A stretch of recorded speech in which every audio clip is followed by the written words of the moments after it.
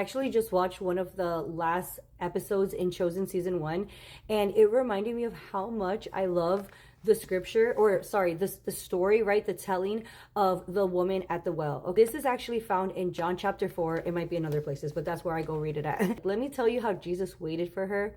Jesus was intentional with seeking after her. You know, so many times we're like, seek the word, seek him, seek God. And that is absolutely true, right? But he will leave the 99 to go find the one. And I was the one many times. And I felt like I was found in places just there was times that I needed God in the most lowest of places, in the most saddening things, in the most sin-filled situations, right? Where I just felt like there's no way. And I always knew God was with me.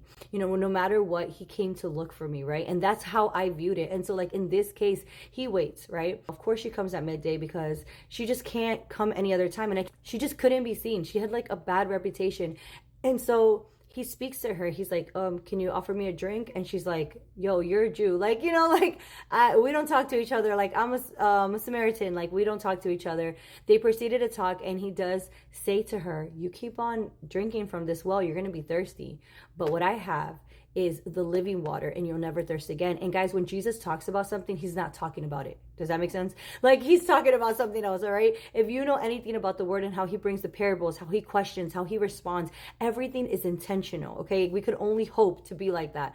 And so everything coming out of his mouth always has purpose and gets her attention enough to ask him, like, so what is it? And he goes, well, go get your husband.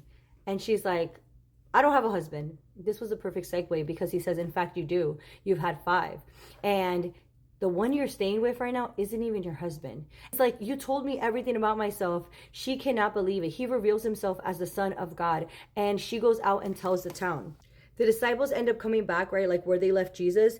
And she is just like off the walls bananas. Like she runs into town and tells everyone, like, this is the Messiah. This is him. And this kind of like, boom, like really gets going the ministry that he has set up, where he's ready to tell people and reveal that he's the Son of God. And it is so beautifully portrayed in The Chosen. One thing I want to leave with you is, number 1, God will meet you where you're at. Jesus will definitely meet you where you're at. And number 2, what is the thing that we keep going back to? She kept going back to the well, but it wasn't the well. She kept going back to men in her life, and it just wasn't filling that void. And she was still thirsty for something else. She couldn't quite figure it out.